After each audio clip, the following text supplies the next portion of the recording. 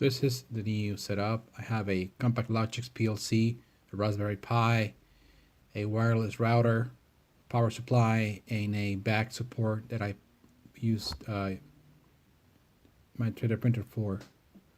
The Python script running on the Raspberry Pi is basically just connecting to the PLC using the Compactlogix library that I installed with pip.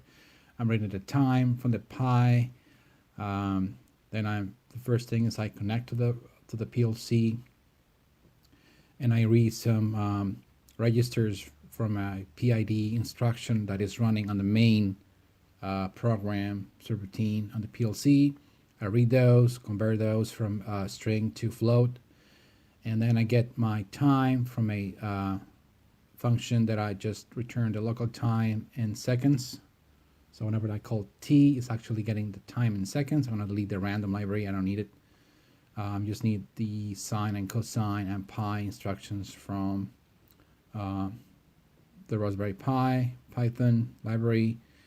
So like I said, I read registers from the PLC, the PID instruction, and others ones. The first thing I want to do is I want to get the error, and I get that as the absolute value of the error. Then I did my iteration here called W, which is wait, and the rate constant is just one I use to change how fast the plant behaves. Then I return the value to the PLC. So whenever I call this in Python, call this a script in Python, I'll actually create a plant control. So this is the PID instruction. Using the Raspberry Pi PID instance.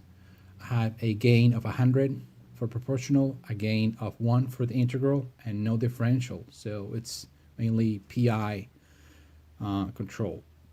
So when I start the script, you can start seeing the output register of the PID starting to change. Also, the process values changing here. The process variable, I got the process variable, the set point, which is the brown line, which is constant. That is a set point 30 in this case. And the little purple trend, that is the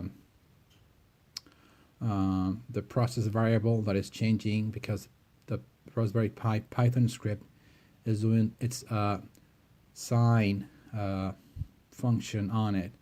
But since I have a weight that I affect by means of the PID, writing the output and multiplying it by the weight, in this case I use a rate of 0.01, I believe. Therefore you can see the signal damped real fast. You can see the output register going from 0 to 100 really fast. Because the gain is 100, I just press Control C on the Pi so I can stop the Python script from running. I'm gonna edit that rate, which is how fast the PLC affects the plant, which is the Pi. So I'm gonna change this rate to less than a tenth of what it was before. So now the rate is 0.001, and right from the get-go you can see the process variable starting to drift up, and then the output is already 100.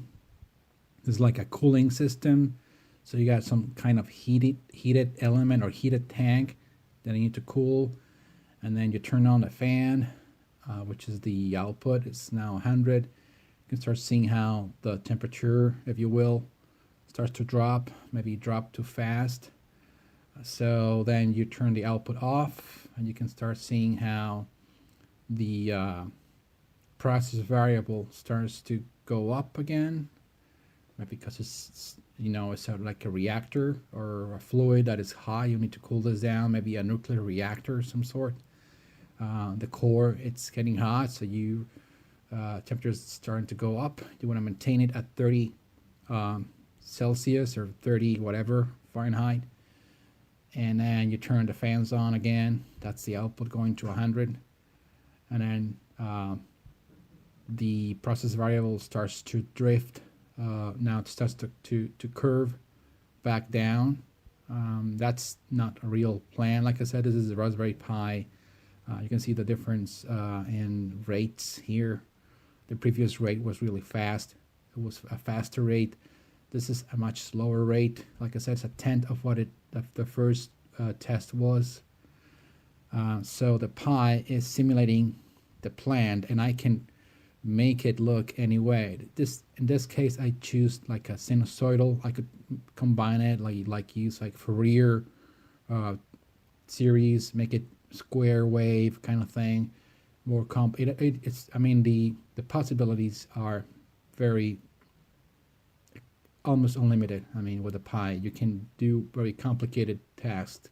You can actually use a Pi to bridge this PLC to a Siemens S7. So this is a very good setup here. It allows me to experiment communication between the PLC and other not standard processes. The Pi can talk to the PLC, it can talk to Modbus, TCP devices, if you got the right library. So the possibilities are almost unlimited in this setup. So this is what I do when I have a chance. I like to experiment with systems like this that gives me the freedom to work. Well, hope you liked the video, and stay tuned for more. This is also my work station. This is the actual plant that I'm supervising, but this is my toy here. I play around with it a lot. Thank you for watching. Stay tuned for more.